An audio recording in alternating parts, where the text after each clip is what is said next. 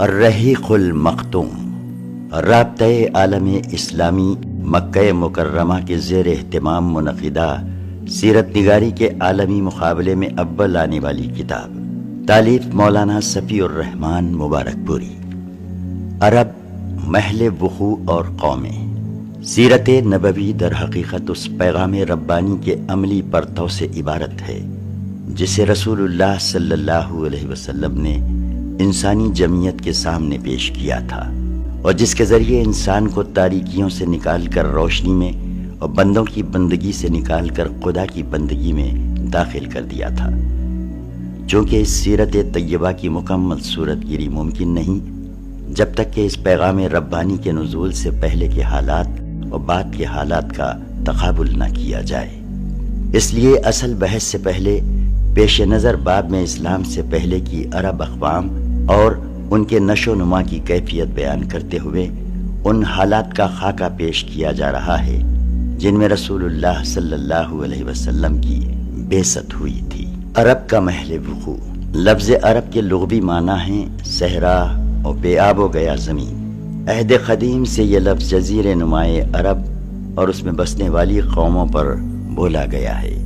عرب کے مغرب میں بحر احمر اور جزیرے نمائے سینا ہے، مشرق میں خلیج عرب اور جنوبی عراق کا ایک بڑا حصہ ہے۔ جنوب میں بحر عرب ہے جو در حقیقت بحر ہند کا پھیلاؤ ہے، شمال میں ملک شام اور کسی قدر شمالی عراق ہے۔ ان میں سے بعض سرحدوں کے متعلق اختلاف بھی ہے۔ کل رقبے کا اندازہ 10 لاکھ سے 13 لاکھ مربع میل تک کیا گیا ہے۔ جزیرے نمائے عرب طبعی اور جغرافیائی حیثیت سے بڑی اہمیت رکھتا ہے۔ اندرونی طور پر یہ ہر چہار جانب سے صحرا اور ریگستان سے گھرا ہوا ہے، جس کی بدولت یہ ایسا محفوظ قلعہ بن گیا ہے کہ بیرونی قوموں کے لیے اس پر قبضہ کرنا اور اپنا اثر و نفوذ پھیلانا سخت مشکل ہے۔ یہی وجہ ہے کہ قلب جزیرۃ العرب کے باشندے عہد قدیم سے اپنے جملہ معاملات میں مکمل طور پر آزاد اور خود مختار نظر آتے ہیں۔ حالانکہ یہ ایسی دو عظیم طاقتوں کے ہمسایہ تھے کہ اگر یہ ٹھوس قدرتی رکاوٹ نہ ہوتی تو ان کے حملے روک لینا باشندگان عرب کی بس کی بات نہ تھی۔ بیرونی طور پر جزیرے نمائے عرب پرانی دنیا کی تمام معلوم براعظموں کے بیچوں بیچ واقع ہے، اور خشکی اور سمندر دونوں راستوں سے اس کے ساتھ جڑا ہوا ہے۔ اس کا شمال مغربی گوشہ براعظم افریقہ میں داخلے کا دروازہ ہے، شمال مشرقی گوشہ یورپ کی کنجی ہے، مشرقی گوشہ ایران، وسط ایشیا اور مشرق بعید کے دروازے کھولتا ہے اور ہندوستان اور چین تک پہنچاتا ہے۔ اسی طرح ہر براعظم سمندر کے راستے بھی جزیرے نمائے عرب سے جڑا ہوا ہے، اور ان کے جہاز عرب بندرگاہوں پر براہ راست لنگر انداز ہوتے ہیں۔ اس جغرافیائی محل وقوع کی وجہ سے جزیرۃ العرب کے شمالی اور جنوبی گوشے مختلف قوموں کی آماج گاہ اور تجارت و ثقافت اور فنون و مذاہب کے لین دین کا مرکز رہ چکے ہیں۔ عرب قومیں۔ مورخین نے نسلی اعتبار سے عرب اقوام کی 3 قسمیں قرار دی ہیں۔ ایک، عرب بائدہ، یعنی وہ قدیم عرب قبائل اور قومیں جو بالکل ناپید ہو گئیں اور ان کے متعلق ضروری تفصیلات بھی دستیاب نہیں، مثلاً عاد، ثمود، تسم، جدیس، عمالقہ وغیرہ۔ 2، عرب عاربہ، یعنی وہ عرب قبائل جو یعرب بن یشجب بن قحطان کی نسل سے ہیں، انہیں قحطانی عرب کہا جاتا ہے۔ 3، عرب مستعربہ، یعنی وہ عرب قبائل جو حضرت اسماعیل علیہ السلام کی نسل سے ہیں، انہیں عدنانی عرب کہا جاتا ہے۔ عرب عاربہ، یعنی قحطانی عرب کا اصل گہوارہ ملک یمن تھا، یہیں ان کے خاندان اور قبیلے مختلف شاخوں میں پھوٹے، پھیلے اور بڑھے۔ ان میں سے 2 قبیلوں نے بڑی شہرت حاصل کی۔ الف، ہمیر، جس کی مشہور شاخیں زید الجہور، قزاعہ اور سکاسک ہیں۔ بے، کوہلان، جس کی مشہور شاخیں حمدان، انمار، طی، مز، حج، کندہ، لقم، جزام، ازد و اوس، خزرج اور اولاد جفنا ہیں۔ جنہوں نے آگے چل کر ملک شام کے اطراف میں بادشاہت قائم کی اور آل غسان کے نام سے مشہور ہوئے۔ عام کوہلانی قبائل نے بعد میں یمن چھوڑ دیا اور جزیرت العرب کے مختلف اطراف میں پھیل گئے۔ ان کے عمومی ترک وطن کا واقعہ سیل اریم سے کسی قدر پہلے اس وقت پیش آیا جب رومیوں نے مصر و شام پر قبضہ کر کے اہل یمن کی تجارت کے بحری راستے پر اپنا تسلط جما لیا اور بری شاہراہ کی سہولیات غارت کر کے اپنا دباؤ اس قدر بڑھا دیا کہ کوہلانیوں کی تجارت تباہ ہو کر رہ گئی۔ کچھ عجیب نہیں کہ کوہلانی اور ہمیری خاندانوں میں چشمک بھی رہی ہو، اور یہ بھی کوہلانیوں کے ترک وطن کا ایک مؤثر سبب بنی ہو۔ اس کا اشارہ اس سے ملتا ہے کہ کوہلانی قبائل نے تو ترک وطن کیا، لیکن ہمیری قبائل اپنی جگہ برقرار رہے۔ جن کوہلانی قبائل نے ترک وطن کیا ان کی 4 قسمیں کی جا سکتی ہیں۔ 1 ازد، انہوں نے اپنے سردار عمران بن عمرو مزیخیہ کے مشورے پر ترک وطن کیا۔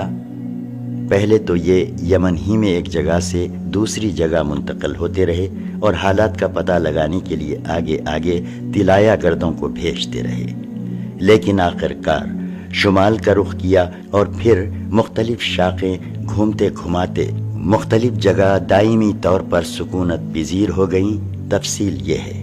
ثعلبہ بن عمرو، اس نے اولاً حجاز کا رخ کیا اور ثعلبہ اور ذیقار کے درمیان اقامت اختیار کی۔ جب اس کی اولاد بڑی ہو گئی اور خاندان مضبوط ہو گیا تو مدینہ کی طرف کوچ کیا اور اسی کو اپنا وطن بنا لیا۔ اسی ثعلبہ کی نسل سے اوس اور خزرج ہیں جو ثعلبہ کے صاحبزادے حارثہ کے بیٹے ہیں۔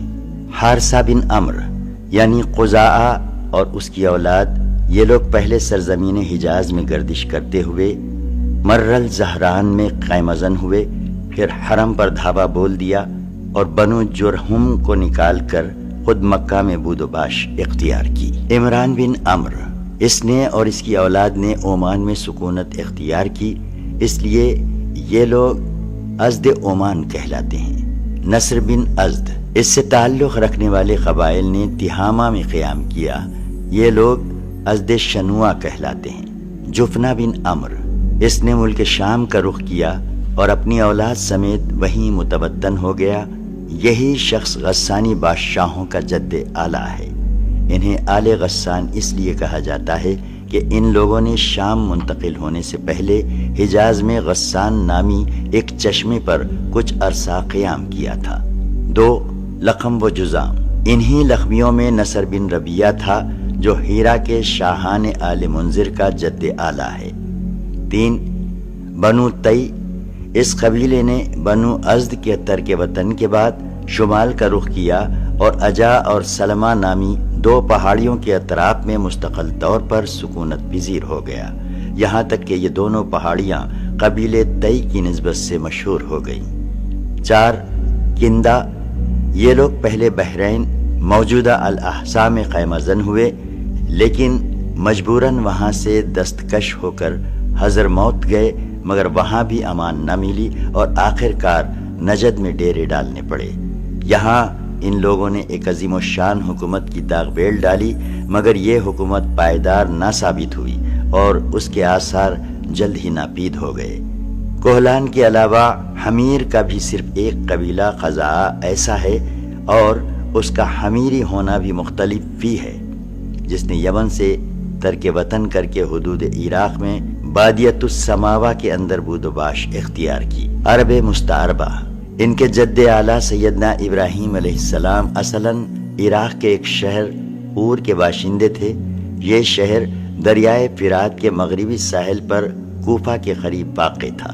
اس کی کھدائی کے دوران جو کتبات برآمد ہوئے ہیں ان سے اس شہر کے متعلق بہت سی تفصیلات منظر عام پر آئی ہیں اور حضرت ابراہیم علیہ السلام کے خاندان کی بعض تفصیلات اور باشندگان ملک کے دینی اور اجتماعی حالات سے بھی پردہ ہٹا ہے۔ یہ معلوم ہے کہ حضرت ابراہیم علیہ السلام یہاں سے ہجرت کر کے شہر قران تشریف لے گئے تھے اور پھر وہاں سے فلسطین جا کر اسی ملک کو اپنی پیغمبرانہ سرگرمیوں کا مرکز بنا لیا تھا اور دعوت و تبلیغ کے لیے یہیں سے اندرون و بیرون ملک مصروف تگ و تاز رہا کرتے تھے۔ ایک بار آپ مصر تشریف لے گئے۔ فرعون نے آپ کی بیوی حضرت سارہ کی کیفیت سنی تو ان کے بارے میں بدنیت ہو گیا اور اپنے دربار میں برے ارادے سے بلایا، لیکن اللہ نے حضرت سارہ کی دعا کے نتیجے میں غیبی طور پر فرعون کی ایسی گرفت کی کہ وہ ہاتھ پاؤں مارنے اور پھینکنے لگا۔ اس کی نیت بد اس کے منہ پر مار دی گئی اور وہ حادثے کی نوعیت سے سمجھ گیا کہ حضرت سارہ اللہ تعالیٰ کی نہایت خاص اور مقرب بندی ہیں، اور وہ حضرت سارہ کی اس خصوصیت سے اس قدر متاثر ہوا کہ اپنی بیٹی ہاجرہ کو ان کی خدمت میں دے دیا۔ پھر حضرت سارہ نے حضرت ہاجرہ کو حضرت ابراہیم علیہ السلام کی زوجیت میں دے دیا۔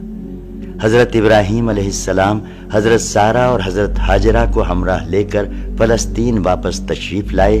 پھر اللہ تعالیٰ نے حضرت ابراہیم علیہ السلام کو ہاجرہ علیہ السلام کے بطن سے ایک فرزند ارجمند اسماعیل عطا فرمایا، لیکن اس پر حضرت سارہ کو جو بے اولاد تھیں بڑی غیرت آئی اور انہوں نے حضرت ابراہیم علیہ السلام کو مجبور کیا کہ حضرت ہاجرہ علیہ السلام کو ان کے نوزائیدہ بچے سمیت جلا وطن کر دے۔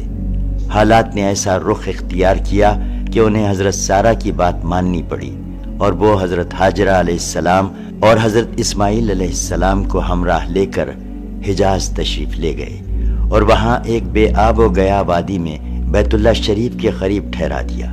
اس وقت بیت اللہ شریف نہ تھا، صرف ٹیلے کی طرح ابھری ہوئی زمین تھی۔ سیلاب آتا تھا تو دائیں بائیں سے کترا کر نکل جاتا تھا۔ وہیں مسجد حرام کے بالائی حصے میں زمزم کے پاس ایک بہت بڑا درخت تھا۔ آپ نے اسی درخت کے پاس حضرت ہاجرہ اور حضرت اسماعیل علیہ السلام کو چھوڑا تھا۔ اس وقت مکہ میں نہ پانی تھا نہ آدم اور آدمزاد، اس لیے حضرت ابراہیم علیہ السلام نے ایک توشدان میں کھجور اور ایک مشکیزے میں پانی رکھ دیا۔ اس کے بعد فلسطین واپس چلے گئے، لیکن چند ہی دن میں کھجور اور پانی ختم ہو گیا اور سخت مشکل پیش آئی، مگر اس مشکل وقت پر اللہ کے فضل سے زمزم کا چشمہ پھوٹ پڑا اور ایک عرصہ تک کے لیے سامان رزق اور متاع حیات بن گیا۔ تفصیلات معلوم و معروف ہیں۔ کچھ عرصے بعد یمن سے ایک قبیلہ آیا جسے تاریخ میں جزہم ثانی کہا جاتا ہے۔ یہ قبیلہ اسماعیل علیہ السلام کی ماں سے اجازت لے کر مکہ میں ٹھہر گیا۔ کہا جاتا ہے کہ یہ قبیلہ پہلے مکہ کے گرد و پیش کی وادیوں میں سکونت پذیر تھا۔ صحیح بخاری میں اتنی صراحت موجود ہے کہ رہائش کی غرض سے یہ لوگ مکہ میں حضرت اسماعیل علیہ السلام کی آمد کے بعد اور ان کے جوان ہونے سے پہلے وارد ہوئے تھے، لیکن اس وادی سے ان کا گزر اس سے پہلے بھی ہوا کرتا تھا۔ حضرت ابراہیم علیہ السلام اپنے متروکات کی نگہداشت کے لیے وقتاً فوقتاً مکہ تشریف لایا کرتے تھے، لیکن یہ معلوم نہ ہو سکا کہ اس طرح ان کی آمد کتنی بار ہوئی۔ البتہ تاریخی مآخذ میں 4 بار ان کی آمد کی تفصیل محفوظ ہے، جو یہ ہے: ایک، قرآن مجید میں بیان کیا گیا ہے کہ اللہ تعالیٰ نے حضرت ابراہیم علیہ السلام کو خواب میں دکھلایا کہ وہ اپنے صاحبزادے حضرت اسماعیل علیہ السلام کو ذبح کر رہے ہیں۔ یہ خواب ایک طرح کا حکم الہی تھا اور باپ بیٹے دونوں اس حکم الہی کی تعمیل کے لیے تیار ہو گئے، اور جب دونوں نے سر تسلیم خم کر دیا اور باپ نے بیٹے کو پیشانی کے بل لٹا دیا تو اللہ نے پکارا: اے ابراہیم، تم نے خواب کو سچ کر دکھایا، ہم نیکوکاروں کو اسی طرح بدلہ دیتے ہیں۔ یقیناً یہ ایک کھلی ہوئی آزمائش تھی اور اللہ نے انہیں فدیے میں ایک عظیم ذبیحہ عطا فرمایا۔ مجموعہ بائبل کی کتاب پیدائش میں مذکور ہے کہ حضرت اسماعیل علیہ السلام حضرت اسحاق علیہ السلام سے 13 سال بڑے تھے، اور قرآن کا سیاق بتلاتا ہے کہ یہ واقعہ حضرت اسحاق علیہ السلام کی پیدائش سے پہلے پیش آیا تھا، کیونکہ پورا واقعہ بیان کر چکنے کے بعد حضرت اسحاق علیہ السلام کی پیدائش کی بشارت کا ذکر ہے۔ اس واقعے سے ثابت ہوتا ہے کہ حضرت اسماعیل علیہ السلام کے جوان ہونے سے پہلے کم از کم ایک بار حضرت ابراہیم علیہ السلام نے مکہ کا سفر ضرور کیا تھا۔ بقیہ 3 سفروں کی تفصیل صحیح بخاری کی ایک طویل روایت میں ہے، جو ابن عباس رضی اللہ عنہ سے مرفوعاً مروی ہے۔ اس کا خلاصہ یہ ہے: 2، حضرت اسماعیل علیہ السلام جب جوان ہو گئے، جرہم سے عربی سیکھ لی اور ان کی نگاہوں میں جچنے لگے تو ان لوگوں نے اپنے خاندان کی ایک خاتون سے آپ کی شادی کر دی۔ اسی دوران حضرت ہاجرہ کا انتقال ہو گیا۔ ادھر حضرت ابراہیم علیہ السلام کو خیال ہوا کہ اپنا ترکہ دیکھنا چاہیے، چنانچہ وہ مکہ تشریف لے گئے، لیکن حضرت اسماعیل سے ملاقات نہ ہوئی۔ بہو سے حالات دریافت کیے، اس نے تنگ دستی کی شکایت کی۔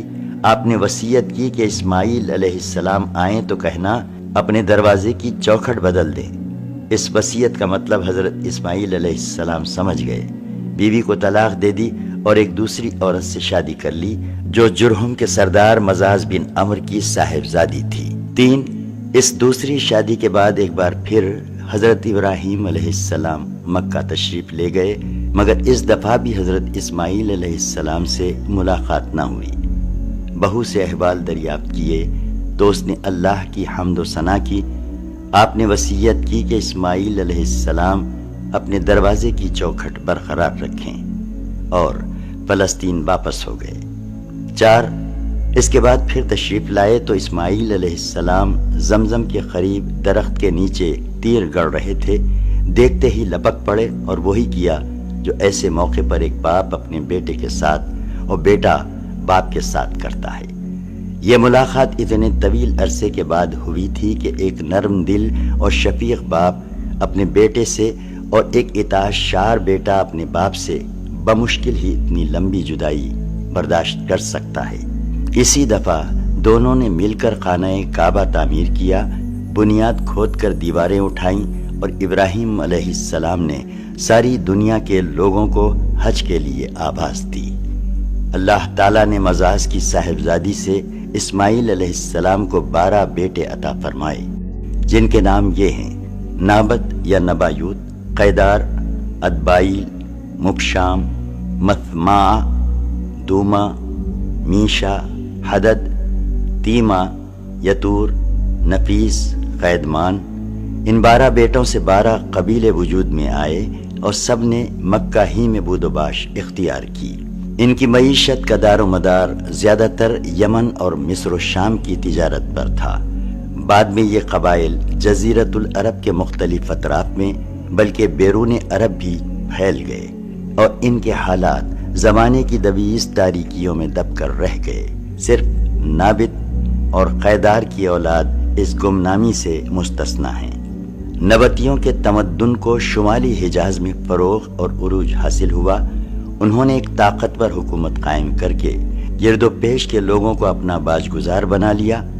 بطرا ان کا دارالحکومت تھا، کسی کو ان کے مقابلے کتاب نہ تھی۔ پھر رومیوں کا دور آیا اور انہوں نے نبتیوں کو قصہ پارینہ بنا دیا۔ مولانا سید سلیمان ندوی رحمۃ اللہ علیہ نے ایک دلچسپ بحث اور گہری تحقیق کے بعد ثابت کیا ہے کہ آل غسان اور انصار یعنی اوس و خزرج قحطانی عرب نہ تھے، بلکہ اس علاقے میں نابت بن اسماعیل علیہ السلام کی جو نسل بچی کچی رہ گئی تھی وہی تھے۔ قیدار بن اسماعیل علیہ السلام کی نسل مکہ ہی میں پھیلتی پھولتی رہی، یہاں تک کہ عدنان اور پھر ان کے بیٹے ماعد کا زمانہ آ گیا۔ عدنانی عرب کا سلسلہ نسب صحیح طور پر یہیں تک محفوظ ہے۔ عدنان نبی کریم صلی اللہ علیہ وسلم کے سلسلہ نسب میں 21ویں پشت پر پڑتے ہیں۔ بعض روایتوں میں بیان کیا گیا ہے کہ آپ صلی اللہ علیہ وسلم جب اپنا سلسلہ نسب ذکر فرماتے تو عدنان پر پہنچ کر رک جاتے اور آگے نہ بڑھتے۔ فرماتے کہ ماہرین انساب غلط کہتے ہیں، مگر علماء کی ایک جماعت کا خیال ہے کہ عدنان سے آگے بھی نسب بیان کیا جا سکتا ہے۔ انہوں نے اس روایت کو ضعیف قرار دیا ہے۔ ان کی تحقیق کے مطابق عدنان اور حضرت ابراہیم علیہ السلام کے درمیان 40 پشتیں ہیں۔ بہرحال ماعد کے بیٹے نزار سے، جن کے متعلق کہا جاتا ہے کہ ان کے علاوہ ماعد کی کوئی اولاد نہ تھی، کئی خاندان وجود میں آئے۔ در حقیقت نزار کے 4 بیٹے تھے اور ہر بیٹا ایک بڑے قبیلے کی بنیاد ثابت ہوا۔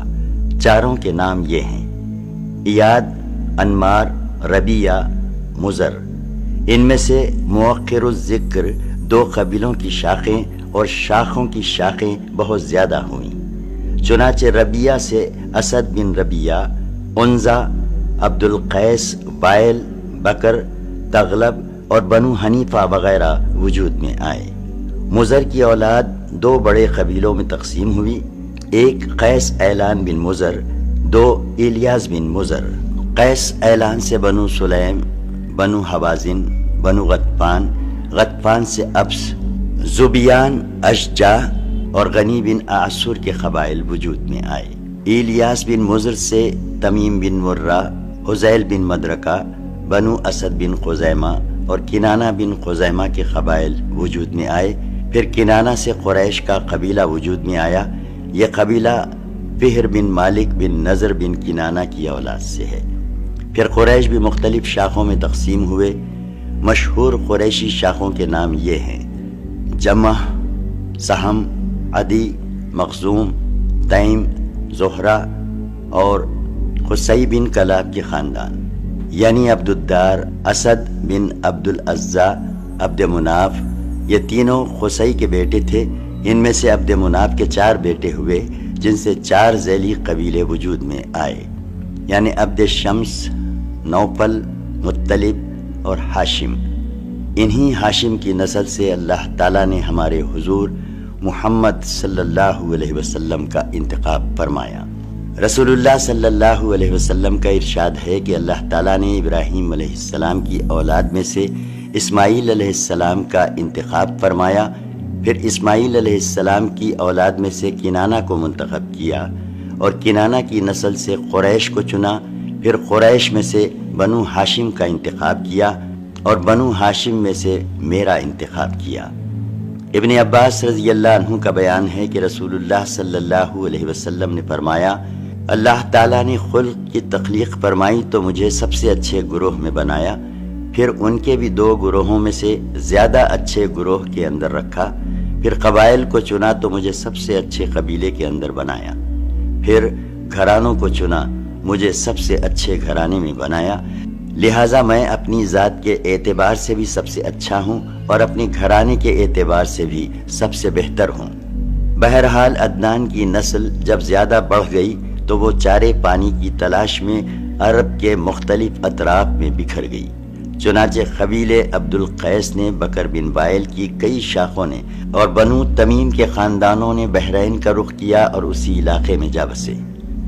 بنو حنیفہ بن صعب بن علی بن بکر نے یمامہ کا رخ کیا اور اس کے مرکز حجر میں متوطن ہو گئے۔ بکر بن وائل کی بقیہ شاخوں نے یمامہ سے لے کر بحرین، ساحل کاظمہ، خلیج، سواد عراق، ابلا اور ہیت تک کے علاقوں میں بود و باش اختیار کی۔ بنو تغلب جزیرے فراتیہ میں اقامت گزین ہوئے، البتہ ان کی بعض شاخوں نے بنو بکر کے ساتھ سکونت اختیار کی۔ بنو تمیم نے بادیہ بصرہ میں تبتن اختیار کیا۔ بنو سلیم نے مدینہ کے قریب ڈیرے ڈالے۔ ان کا مسکن وادی القری سے شروع ہو کر خیبر اور مدینہ کے مشرق سے گزرتا ہوا حرہ بنو سلیم سے متصل 2 پہاڑوں تک منتہی ہوتا تھا۔ بنو ثقیف طائف میں متبطن ہوئے اور بنو حوازن نے مکہ کے مشرق میں وادی اوتاس کے گرد و پیش ڈیرے ڈالے۔ ان کا مسکن مکہ بصرہ شاہراہ پر واقع تھا۔ بنو اسد تیمہ کے مشرق اور کوفہ کے مغرب میں خیمہ زن ہوئے۔ ان کے اور تیمہ کے درمیان بنو تی کا ایک خاندان بہرتاباد تھا۔ بنو اسد کی آبادی اور کوفے کے درمیان 5 دن کی مسافت تھی۔ بنو زیبویان تیمہ کے قریب حوران کے اطراف میں آباد ہوئے۔ تہامہ میں بنو کنانہ کے خاندان رہ گئے تھے۔ ان میں سے قریشی خاندانوں کی بود و باش مکہ اور اس کے اطراف میں تھی۔ یہ لوگ پراگندہ تھے، ان کی کوئی شیرازہ بندی نہ تھی، تاں کہ قصی بن کلاب ابھر کر منظر عام پر آیا اور قریشیوں کو متحد کر کے شرف و عزت اور بلندی و وقار سے بہرہور کیا۔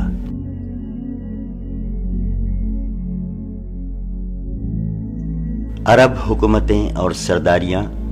اسلام سے پہلے عرب کے جو حالات تھے ان پر گفتگو کرتے ہوئے مناسب معلوم ہوتا ہے کہ وہاں کی حکومتوں، سرداریوں اور مذاہب و ادیان کا بھی ایک مختصر سا خاکہ پیش کر دیا جائے تاکہ ظہور اسلام کے وقت جو پوزیشن تھی وہ بآسانی سمجھ میں آ سکے۔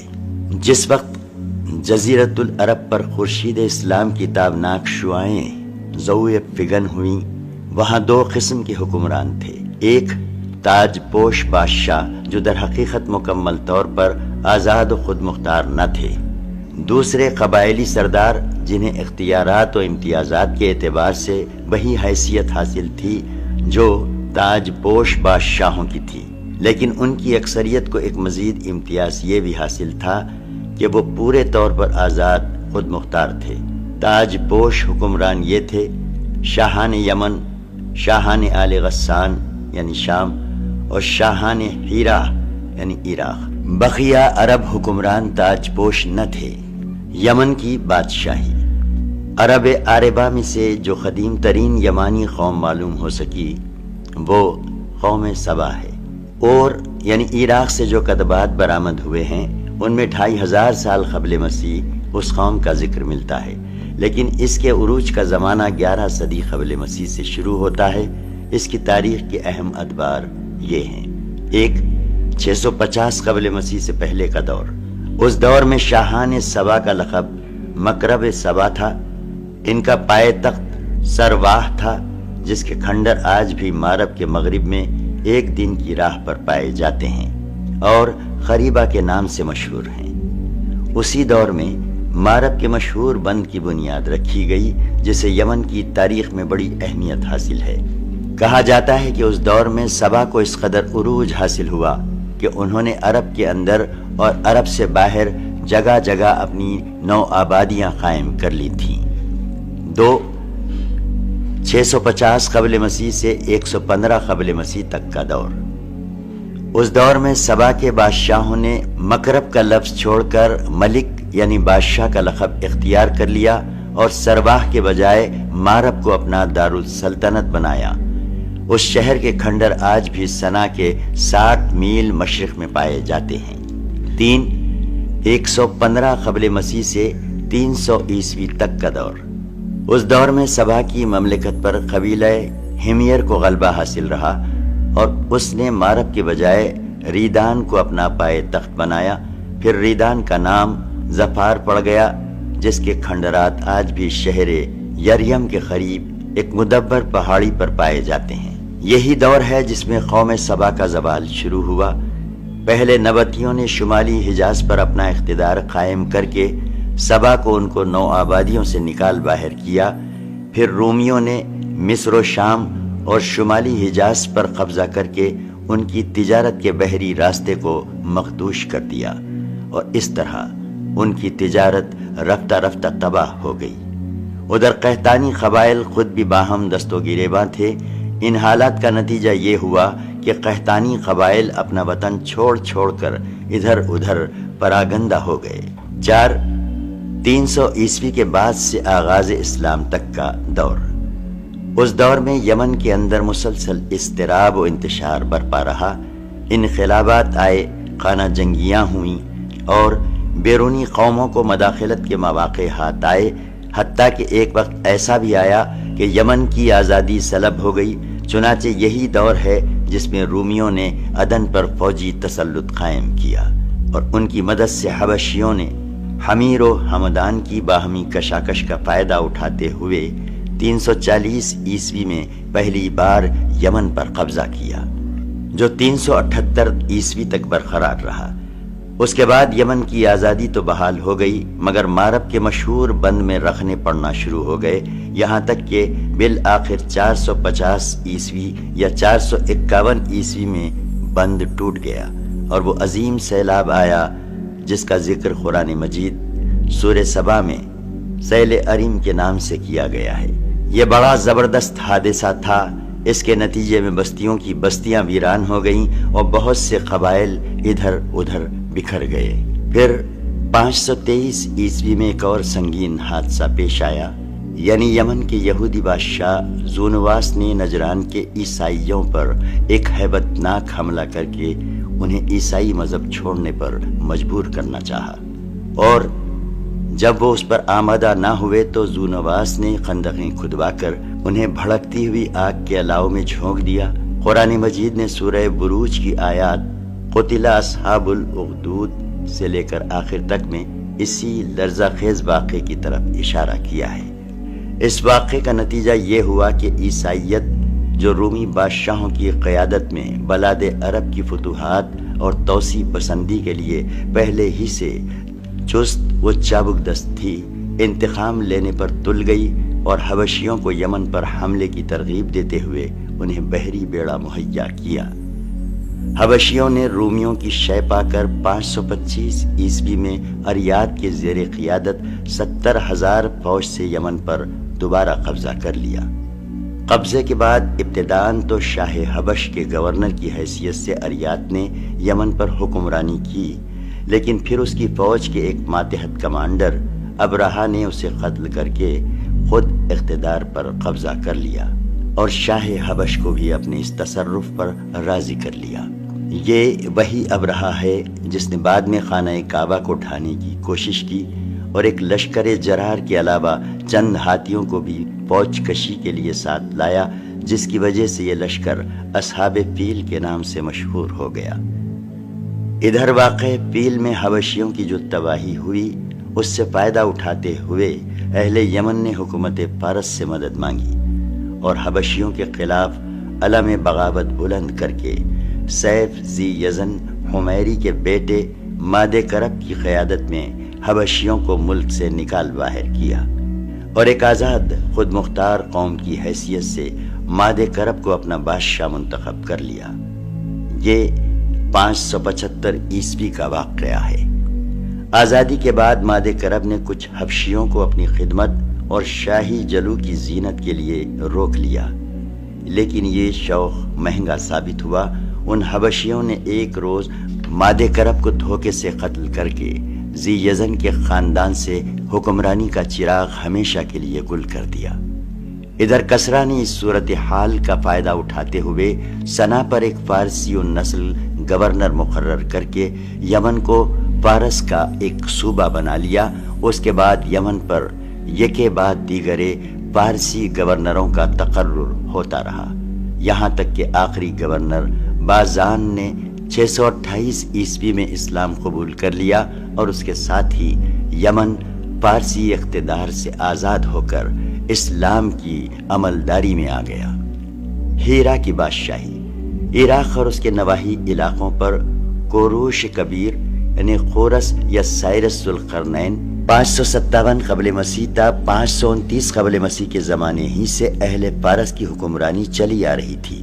کوئی نہ تھا جو ان کے مد مقابل آنے کی جرت کرتا، یہاں تک کہ 326 قبل مسیح میں سکندر مقدونی نے دارا اول کو شکست دے کر فارسیوں کی طاقت توڑ دی، جس کے نتیجے میں ان کا ملک ٹکڑے ٹکڑے ہو گیا اور طوائف الملوکی شروع ہو گئی۔ یہ انتشار 230 عیسوی تک جاری رہا اور اسی دوران قحطانی قبائل نے ترک وطن کر کے عراق کے ایک بہت بڑے شاداب سرحدی علاقے پر بود و باش اختیار کی۔ پھر عدنانی تارکین وطن کا ریلا آیا اور انہوں نے لڑ بھڑ کر جزیرے فراتیہ کے ایک حصے کو اپنا مسکن بنا لیا۔ ادھر 226 عیسوی میں اردشیر نے جب ساسانی حکومت کی داغ بیل ڈالی تو رفتہ رفتہ فارسیوں کی طاقت ایک بار پھر پلٹ آئی اور اردشیر نے فارسیوں کی شیرازہ بندی کی اور اپنے ملک کی سرحد پر آباد عربوں کو زیر کیا۔ اسی کے نتیجے میں قزاعہ نے ملک شام کی راہ لی، جبکہ ہیرا اور انبار کے عرب باشندوں نے باجگزار بننا گوارا کیا۔ اردشیر کے عہد میں ہیرا بادیت العراق اور جزیرے کے ربعی اور مزری قبائل پر جزیمت الوضاح کی حکمرانی تھی۔ ایسا معلوم ہوتا ہے کہ اردشیر نے محسوس کر لیا تھا کہ عرب باشندوں پر براہ راست حکومت کرنا اور انہیں سرحد پر لوٹ مار سے باز رکھنا ممکن نہیں ہے، بلکہ اس کی صرف ایک ہی صورت ہے کہ خود کسی ایسے عرب کو ان کا حکمران بنا دیا جائے جسے اپنے کنبے قبیلے کی حمایت و تائید حاصل ہو۔ اس کا ایک فائدہ یہ بھی ہوگا کہ بوقت ضرورت رومیوں کے خلاف ان سے مدد لی جا سکے گی اور شام کے روم نواز عرب حکمرانوں کے مقابل عراق کے ان عرب حکمرانوں کو کھڑا کیا جا سکے گا۔ شاہانی ہیرا کے پاس فارسی فوج کی ایک یونٹ ہمیشہ رہا کرتی تھی، جس سے بادیہ نشین عرب باغیوں کی سرکوبی کا کام لیا جاتا تھا۔ 268 کے حدود میں جزیمہ فوت ہو گیا اور عمرو بن عدی بن نضر لخمی اس کا جانشین ہوا۔ یہ قبیلہ لخم کا پہلا حکمران تھا اور شاپور اردشیر کا ہم اثر تھا۔ اس کے بعد قاباز بن فیروز کے عہد تک ہیرا کے لخمیوں کی مسلسل حکمرانی رہی۔ قاباز کے عہد میں مزدک کا ظہور ہوا جو آباہیت کا علم بردار تھا۔ قاباز اور اس کی بہت سی رعایا نے مزدک کی ہم نوائی کی۔ پھر قاباز نے ہیرا کے بادشاہ منظر بن معاصمہ کو پیغام بھیجا کہ تم بھی یہی مذہب اختیار کر لو۔ منظر بڑا غیرت مند تھا، انکار کر بیٹھا۔ نتیجہ یہ ہوا کہ قاباز نے اسے معزول کر کے اس کی جگہ مزدکی دعوت کے پیروکار حارث بن عمرو بن حجر کندی کو ہیرا کی حکمرانی سونپ دی۔ قاباز کے بعد فارس کی باغ ڈور کسرا نوشیروان کے ہاتھ آئی۔ اسے اس مذہب سے سخت نفرت تھی۔ اس نے مزدک اور اس کے ہم نواؤں کی ایک بڑی تعداد کو قتل کروا دیا۔ منظر کو دوبارہ ہیرا کا حکمران بنا دیا اور حارث بن عمرو کو اپنے ہاں بلا بھیجا، لیکن وہ بنو کلب کے علاقے میں بھاگ گیا اور وہیں اپنی زندگی گزار دی۔ منظر بن معاصمہ کے بعد نعمان بن منظر کی عہد تک ہیرا کی حکمرانی اسی کی نسل میں چلتی رہی۔ پھر زید بن عدی بن عبادی نے کسرا سے نعمان بن منظر کی جھوٹی شکایت کی۔ کسرا بھڑک اٹھا اور نعمان کو اپنے پاس طلب کیا۔ نعمان چپکے سے بنو شیبان کے سردار ہانی بن مسعود کے پاس پہنچا اور اپنے اہل و عیال اور مال و دولت کو اس کی امانت میں دے کر کسرا کے پاس گیا۔ کسرا نے اسے قید کر دیا اور وہ قید ہی میں فوت ہو گیا۔ ادھر کسرا نے نعمان کو قید کرنے کے بعد اس کی جگہ ایاز بن قبیصہ تائی کو ہیرا کا حکمران بنایا اور اسے حکم دیا کہ ہانی بن مسعود سے نعمان کی امانت طلب کرے۔ ہانی غیرت مند تھا، اس نے صرف انکار ہی نہیں کیا بلکہ اعلان جنگ بھی کر دیا۔ پھر کیا تھا، ایاس اپنے جلو میں کسرا کے لاؤ لشکر اور مرزبانوں کی جماعت لے کر روانہ ہوا اور ذیقار کے میدان میں فریقین کے درمیان گھمسان کی جنگ ہوئی جس میں بنو شیبان کو فتح حاصل ہوئی۔ فارسیوں نے شرمناک شکست کھائی۔ یہ پہلا موقع تھا جب عرب نے عجم پر فتح حاصل کی تھی۔ آپ صلی اللہ علیہ وسلم کی پیدائش ہیرا پر ایاس کی حکمرانی کے 8ویں مہینے ہوئی تھی۔ ایاس کے بعد کسرا نے ہیرا پر ایک فارسی حاکم مقرر کیا، لیکن 632 عیسوی میں لخمیوں کا اقتدار پھر بحال ہو گیا اور منظر بن معرور نامی اس قبیلے کے ایک شخص نے باغ ڈور سنبھالی، مگر ابھی اس کو برسر اقتدار آئے صرف 8 ماہ ہوئے تھے۔ حضرت خالد بن ولید رضی اللہ عنہ اسلام کا سیل رواں لے کر ہیرا میں داخل ہو گئے۔ شام کی بادشاہی۔ جس زمانے میں عرب قبائل کی ہجرت زوروں پر تھی، قبیلے قزاع کی چند شاخیں حدود شام میں آ کر آباد ہو گئیں۔ ان کا تعلق بنی سلیم بن حلوان سے تھا اور انہی میں ایک شاخ بنو زجعم بن سلیم تھی جسے زجائمہ کے نام سے شہرت حاصل ہوئی۔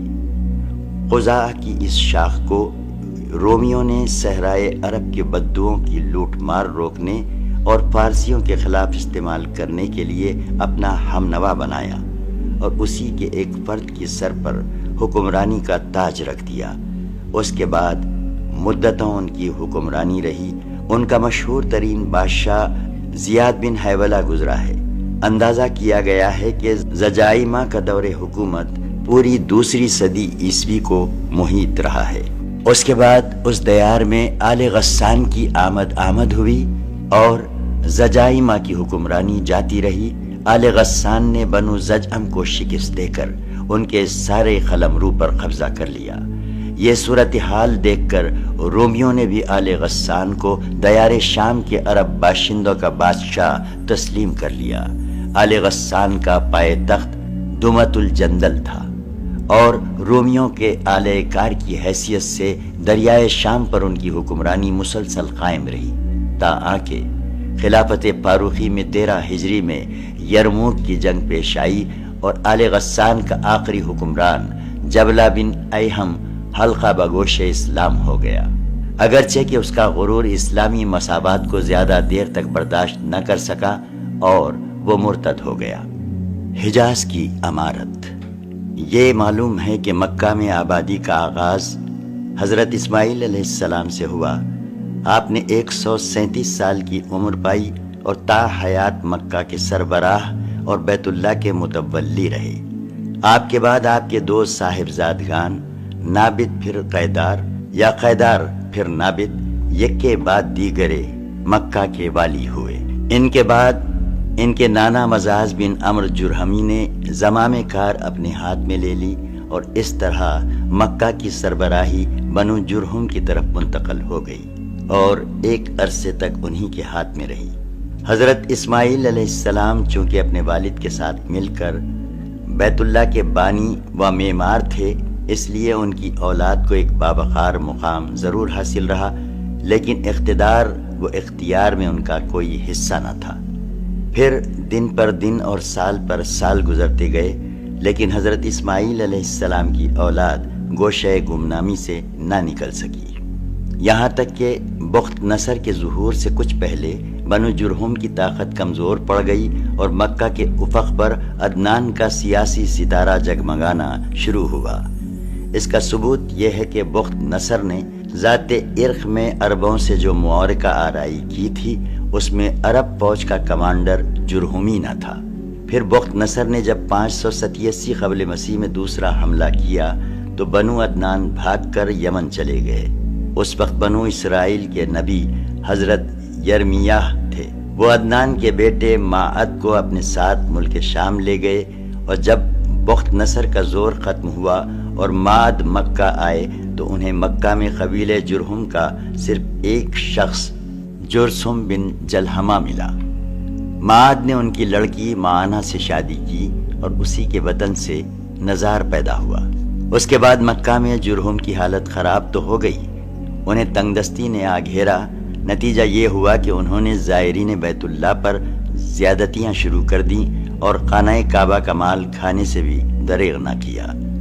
ادھر بنو عدنان اندر ہی اندر ان کی ان حرکتوں پہ کڑتے اور بھڑکتے رہے۔ اسی لیے جب بنو قزاعہ نے مرز زہران میں پڑاؤ کیا اور دیکھا کہ بنو عدنان بنو جرہم سے نفرت کرتے ہیں، تو اس کا فائدہ اٹھاتے ہوئے ایک عدنانی قبیلے بنو بکر بن عبد مناف بن کنانہ کو ساتھ لے کر بنو جرہم کے خلاف جنگ چھیڑ دی اور انہیں مکہ سے نکال کر اقتدار پر خود قبضہ کر لیا۔ یہ واقعہ دوسری صدی عیسوی کے وسط کا ہے۔ بنو جرہم نے مکہ چھوڑتے وقت زمزم کا کنواں پاڑ دیا اور اس میں کئی تاریخی چیزیں دفن کر کے اس کے نشانات بھی مٹا دیے۔ محمد ابن اسحاق کا بیان ہے کہ عمرو بن حارث بن مزاز جرہمی نے خانہ کعبہ کے دونوں ہرن اور اس کے کونے میں لگا ہوا پتھر حجر اسود نکال کر زمزم کے کنویں میں دفن کر دیا اور اپنے قبیلے بنو جرہم کو ساتھ لے کر یمن چلا گیا، اور وہاں کی حکومت کے فوت ہونے کا بڑا خلق تھا۔ چنانچہ ہمارے مذکور نے اسی سلسلے میں یہ اشعار کہے ہیں، جس کا ترجمہ ہے: لگتا ہے ہجون سے صفا تک کوئی آشنا تھا ہی نہیں، اور نہ کسی قصہ گو نے مکے کی شبانہ محفلوں میں قصہ گوئی کی۔ کیوں نہیں، یقیناً ہم ہی اس کے باشندے تھے، لیکن زمانے کی گردش اور ٹوٹی ہوئی قسمتوں نے ہمیں اجاڑ پھینکا۔ حضرت اسماعیل علیہ السلام کا زمانہ تقریباً 2000 برس قبل مسیح ہے۔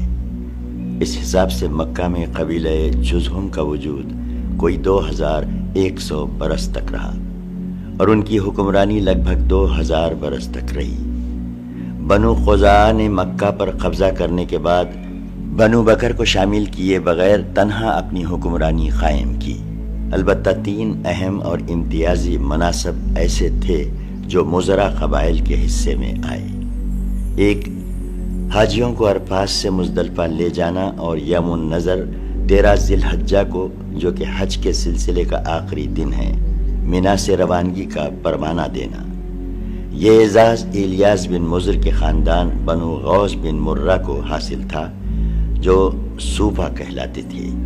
اس اعزاز کی توضیح یہ ہے کہ 13 ذی الحجہ کو حاجی کنکری نہ مار سکتے تھے، یہاں تک کہ پہلے صوفہ کا ایک آدمی کنکری مار لیتا، پھر حاجی کنکری مار کر فارغ ہوتے اور مینا سے روانگی کا ارادہ کرتے تو صوفہ کے لوگ مینا کی واحد گزرگاہ عقبہ کے دونوں جانب گھیرا ڈال کر کھڑے ہو جاتے اور جب تک خود گزر نہ لیتے کسی کو گزرنے نہ دیتے۔ ان کے گزر لینے کے بعد بقیہ لوگوں کے لیے راستہ خالی ہو جاتا۔ جب صوفہ ختم ہو گئے تو یہ اعزاز بنو تمیم کے خاندان بنو سعد بن زید منا کی طرف منتقل ہو گیا۔ 10 ذی الحجہ کی صبح کو مزدلفہ سے مینا کی جانب افاظہ یعنی روانگی، یہ اعزاز بنو ادبان کو حاصل تھا۔ حرام مہینوں کو آگے پیچھے کرنا، یہ اعزاز بنو کنانہ کی ایک شاخ بنو تمیم بن عدی کو حاصل تھا۔ مکہ پر بنو خزاعہ کا اقتدار کوئی 300 برس تک قائم رہا، وہ یہی زمانہ تھا جب عدنانی قبائل مکہ اور حجاز سے نکل کر نجد، اطراف عراق اور بحرین وغیرہ میں پھیلے اور مکہ کے اطراف میں صرف قریش کی چند شاخیں باقی رہیں جو خانہ بدوش تھیں۔ ان کی الگ الگ ٹولیاں تھیں اور بنو کنانہ میں ان کے چند متفرق گھرانے تھے، مگر مکہ کی حکومت اور بیت اللہ کی تولیت میں ان کا کوئی حصہ نہ تھا، یہاں تک کہ قصی بن کلاب کا ظہور ہوا۔ قصی کے متعلق بتایا جاتا ہے کہ وہ ابھی گود ہی میں تھا کہ اس کے والد کا انتقال ہو گیا۔ اس کے بعد اس کی والدہ نے بنو عزرہ کے ایک شخص ربیہ بن حرام سے شادی کر لی۔ یہ قبیلہ چونکہ ملک شام کے اطراف میں رہتا تھا، اس لیے قصی کی والدہ وہیں چلی گئیں اور وہ قصی کو بھی اپنے ساتھ لیتی گئی۔ جب قصی جوان ہوا تو مکہ واپس آیا۔ اس وقت مکہ کا والی حلیل بن حبشہ خزائی تھا۔ قصی نے اس کے پاس اس کی بیٹی حبی سے نکاح کے لیے پیغام بھیجا۔ حلیل نے منظور کر لیا اور شادی کر دی۔ اس کے بعد جب حلیل کا انتقال ہوا تو مکہ اور بیت اللہ کی تولیت کے لیے خزاعہ اور قریش کے درمیان جنگ ہوئی اور اس کے نتیجے میں مکہ اور بیت اللہ پر قصی کا اقتدار قائم ہو گیا۔ جنگ کا سبب کیا تھا؟ اس بارے میں 3 بیانات ملتے ہیں۔ ایک یہ کہ جب قصی کی اولاد خوب پھل پھول گئی، اس کے پاس دولت کی بھی فراوانی ہو گئی اور اس کا وقار بھی بڑھ گیا، اور ادھر حلیل کا انتقال ہو گیا تو قصی نے محسوس کیا کہ اب بنو خزاعہ اور بنو بکر کی بجائے میں کعبے کی تولیت اور مکے کی حکومت کا کہیں زیادہ حقدار ہوں۔ اسے یہ احساس بھی تھا کہ قریش خالص اسماعیلی عرب ہیں اور بقیہ آل اسماعیل کے سردار بھی ہیں، لہٰذا سربراہی کے مستحق وہی ہیں۔ چنانچہ اس نے قریش اور بنو خزاعہ کے کچھ لوگوں سے گفتگو کی کہ کیوں نہ بنو خزاعہ اور بنو بکر کو مکہ سے نکال باہر کیا جائے۔ ان لوگوں نے اس کی رائے سے اتفاق کیا۔ دوسرا بیان یہ ہے کہ خزاعہ کے بقول خود حلیل نے قصی کو وصیت کی تھی کہ وہ کعبہ کی نگہداشت کرے گا اور مکہ کی باغڈور سنبھالے گا۔ تیسرا بیان یہ ہے کہ حلیل نے اپنی بیٹی حبی کو بیت اللہ کی تولیت سونپی تھی اور ابو غفصان خزائی کو اس کا وکیل بنایا تھا۔ چنانچہ حبی کے نائب کی حیثیت سے وہی خانہ کعبہ کا کلید بردار تھا۔ جب حلیل کا انتقال ہو گیا تو قصی نے ابو غفصان سے 1 مشک شراب کے بدلے کعبہ کی تولیت خرید لی، لیکن خزاعہ نے یہ خرید و فروخت منظور نہ کی اور قصی کو بیت اللہ سے روکنا چاہا۔ اس پر قصی نے بنو خزاعہ کو مکہ سے نکالنے کے لیے قریش اور بنو کنانہ کو جمع کیا۔ وہ قصی کی آواز پر لبیک کہتے ہوئے جمع ہو گئے۔ بہرحال وجہ جو بھی ہو، واقعات کا سلسلہ اس طرح ہے کہ جب حلیل کا انتقال ہو گیا اور صوفہ نے وہی کرنا چاہا جو وہ ہمیشہ کرتے آئے تھے، تو قصی نے قریش اور کنانہ کے لوگوں کو ہمراہ لیا اور عقبہ کے نزدیک جہاں وہ جمع تھے ان سے آ کر کہا کہ تم سے زیادہ ہم اس اعزاز کے حقدار ہیں۔ اس پر صوفہ نے لڑائی چھیڑ دی، مگر قصی نے انہیں مغلوب کر کے یہ اعزاز چھین لیا۔ یہی موقع تھا جب خزاعہ اور بنو بکر نے قصی سے دامن کشی اختیار کر لی۔ اس پر قصی نے انہیں بھی للکارا۔ پھر کیا تھا، فریقین میں سخت جنگ چھڑ گئی اور طرفین کے بہت سے آدمی مارے گئے۔ اس کے بعد صلح کی آوازیں بلند ہوئیں اور بنو بکر کے ایک شخص یامر بن عوف کو حکم بنایا گیا۔ یامر نے فیصلہ کیا کہ خزاعہ کے بجائے قصی خانہ کعبہ کی تولیت اور مکہ کے اقتدار کا زیادہ حقدار ہے، نیز قصی نے جتنا خون بہایا ہے سب رائے گاں قرار دے کر پاؤں تلے روند رہا ہوں۔ البتہ خزاعہ اور بنو بکر نے جن لوگوں کو قتل کیا ہے ان کی دیت ادا کریں اور خانہ کعبہ کو بلا روک ٹوک قصی کے حوالے کر دیں۔ اسی فیصلے کی وجہ سے یامر کا لقب شداخ پڑ گیا۔ شداخ کے معنی ہیں پاؤں تلے روندنے والا۔ اس فیصلے کے نتیجے میں قصی اور قریش کو مکہ پر مکمل نفوذ اور سیادت حاصل ہو گئی اور قصی بیت اللہ کا دینی سربراہ بن گیا، جس کی زیارت کے لیے عرب کے گوشے گوشے سے آنے والوں کا تانتا بندھا رہتا تھا۔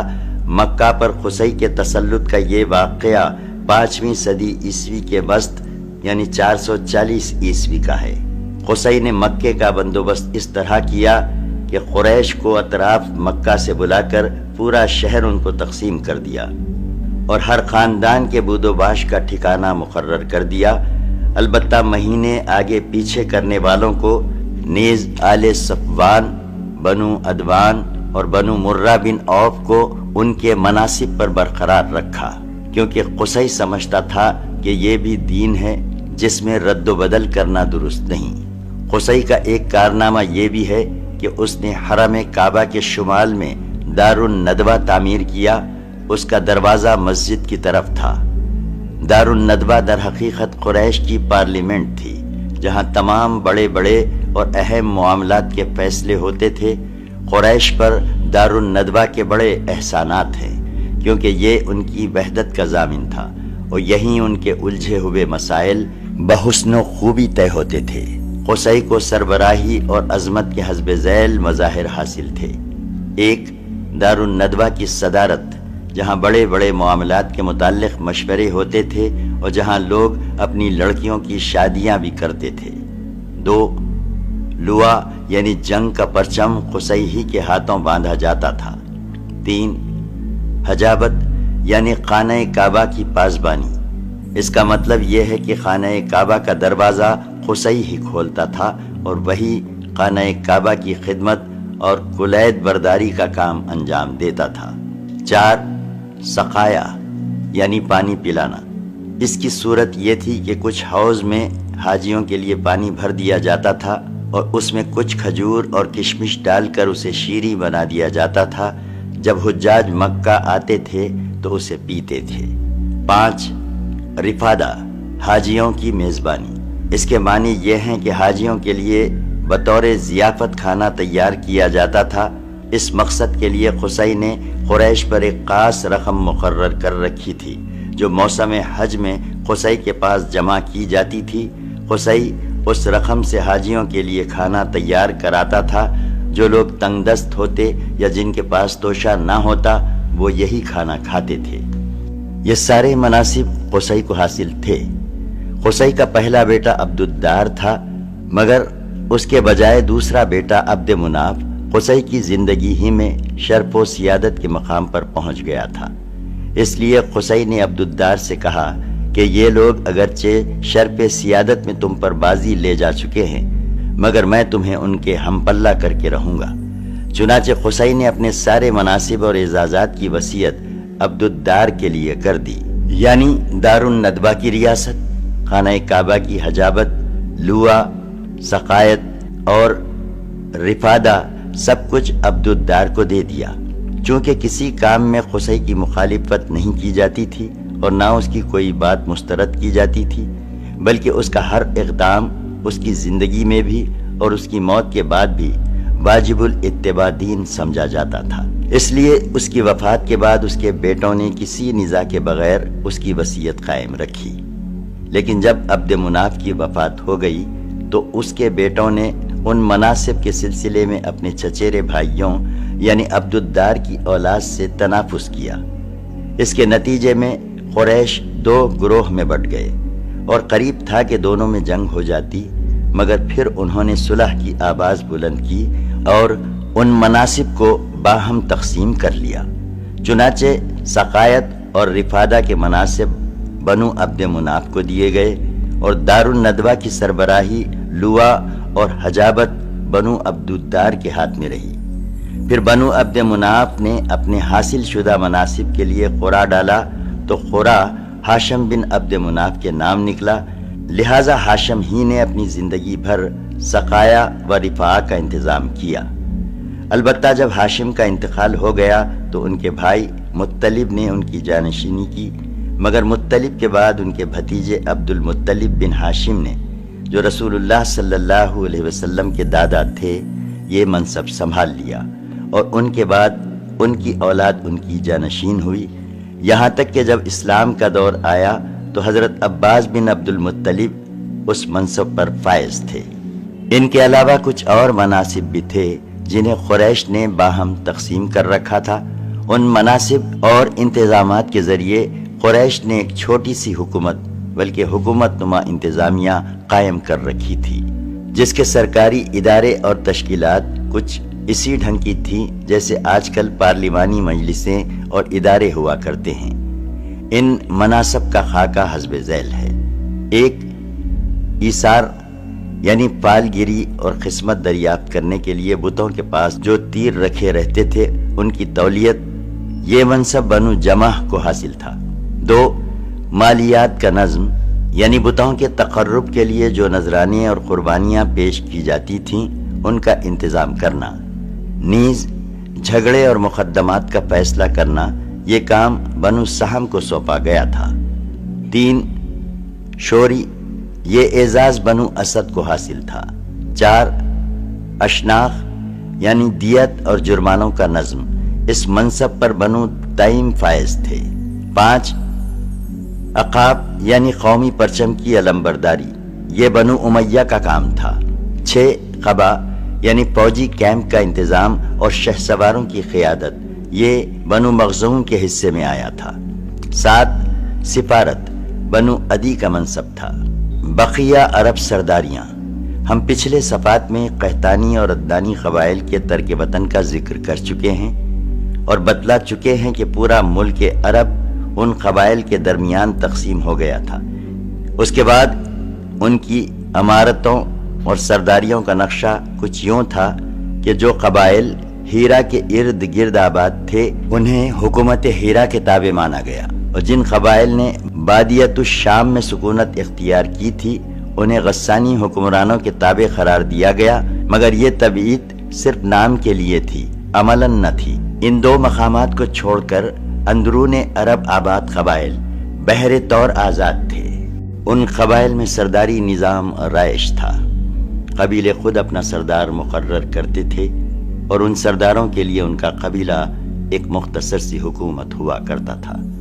سیاسی وجود و تحفظ کی بنیاد قبائلی وحدت پر مبنی عصبیت اور اپنی سرزمین کی حفاظت و دفاع کے مشترکہ مفادات تھے۔ قبائلی سرداروں کا درجہ اپنی قوم میں بادشاہوں جیسا تھا۔ قبیلہ صلح و جنگ میں بہرحال اپنے سردار کے فیصلے کے تابع ہوتا تھا اور کسی حال میں اس سے الگ تھلگ نہیں رہ سکتا تھا۔ سردار کو وہی مطلق العنانی اور استبداد حاصل تھا جو کسی ڈکٹیٹر کو حاصل ہوا کرتا ہے۔ حتیٰ کہ بعض سرداروں کا یہ حال تھا کہ اگر وہ بگڑ جاتے تو ہزاروں تلواریں یہ پوچھے بغیر بے نیام ہو جاتی کہ سردار کے غصے کا سبب کیا ہے۔ تاہم چونکہ ایک ہی کنبے کے چچیرے بھائیوں میں سرداری کے لیے کشاکش بھی ہوا کرتی تھی، اس لیے اس کا اقتضا تھا کہ سردار اپنے قبائلی عوام کے ساتھ رواداری برتے، خوب مال خرچ کرے، مہمان نوازی میں پیش رہے، کرم و بردباری سے کام لے، شجاعت کا عملی مظاہرہ کرے اور غیرت مندانہ امور کی طرف سے دفاع کرے، تاکہ لوگوں کی نظر میں عموماً اور شورا کی نظر میں خصوصاً خوبی و کمالات کا جامع بن جائے، کیونکہ شورا اس دور میں قبیلے کی زبان ہوا کرتے تھے اور اس طرح سردار اپنے مد مقابل حضرات سے بلند و بالا درجہ حاصل کر لے۔ سرداروں کے کچھ مخصوص اور امتیازی حقوق بھی ہوا کرتے تھے جنہیں ایک شاعر نے یوں بیان کیا ہے، جس کا ترجمہ ہے: مال ہے جس کا تم فیصلہ کر دو، اور جو سرے راہ ہاتھ آ جائے اور جو تقسیم سے بچ رہے۔ سیاسی حالت جزیرت العرب کی حکومتوں اور حکمرانوں کا ذکر ہو چکا، بیجا نہ ہوگا کہ اب ان کے کسی قدر سیاسی حالات بھی ذکر کر دیے جائیں۔ جزیرت العرب کے وہ تینوں سرحدی علاقے جو غیر ممالک کے پڑوس میں پڑتے تھے، ان کی سیاسی حالت سخت اضطراب و انتشار اور انتہائی زوال و انحطاط کا شکار تھی۔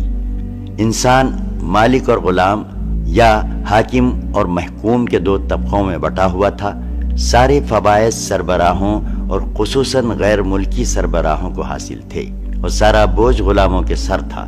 اسے زیادہ واضح الفاظ میں یوں کہا جا سکتا ہے کہ رعایا در حقیقت ایک کھیتی تھی جو حکومت کے لیے محاصل اور آمدنی فراہم کرتی تھی، اور حکومتیں اسے لذتوں، شہوتوں، عیش رانی اور ظلم و جور کے لیے استعمال کرتی تھیں۔ عوام اپنی تاریکی میں ہاتھ پاؤں مار رہے تھے اور ان پر ہر طرف سے ظلم کی بارش ہو رہی تھی، مگر وہ حرف شکایت زبان پر نہ لا سکتے تھے، بلکہ ضروری تھا کہ طرح طرح کی ذلت و رسوائی اور ظلم و چیرہ دستی برداشت کریں اور زبان بند رکھیں، کیونکہ حکومت مستبدانہ تھی اور انسانی حقوق نام کی کسی چیز کا کہیں کوئی وجود نہ تھا۔ ان علاقوں کے پڑوس میں رہنے والے قبائل تذبذب کا شکار تھے، انہیں اغراض و خواہشات ادھر سے ادھر اور ادھر سے ادھر پھینکتی رہتی تھیں۔ کبھی وہ عراقیوں کے ہم نوا ہو جاتے تھے اور کبھی شامیوں کی سر میں سر ملاتے تھے۔ جو قبائل اندرون عرب آباد تھے ان کے بھی جوڑ ڈھیلے اور شیرازہ منتشر تھا۔ ہر طرف قبائلی جھگڑوں، نسلی فسادات اور مذہبی اختلاف کی گرم بازاری تھی، جس میں ہر قبیلے کے افراد بہر صورت اپنے اپنے قبیلے کا ساتھ دیتے تھے، خواہ وہ حق پر ہو یا باطل پر۔ چنانچہ ان کا ترجمان کہتا ہے، وَمَا أَنَا إِلَّا مِنْ غَزِيَّةٍ إِنْ غَبَتْ غَبَيْتُ وَإِنْ تُرْشُدْ غَزِيَّةُ أَرْشُدْ۔ ترجمہ، میں بھی تو قبیلے غزیہ ہی کا ایک فرد ہوں، اگر وہ غلط راہ پر چلے گا تو میں بھی غلط راہ پر چلوں گا، اور اگر وہ صحیح راہ پر چلے گا تو میں بھی صحیح راہ پر چلوں گا۔ اندرون عرب کوئی بادشاہ نہ تھا جو ان کی آواز کو قوت پہنچاتا، اور نہ کوئی مرجع ہی تھا جس کی طرف مشکلات و شدائد میں رجوع کیا جاتا اور جس پر وقت پڑنے پر اعتماد کیا جاتا۔ ہاں، حجاز کی حکومت کو قدر و احترام کی نگاہ سے یقیناً دیکھا جاتا تھا، اور اسے مرکز دین کا قائد و پاسبان بھی تصور کیا جاتا تھا۔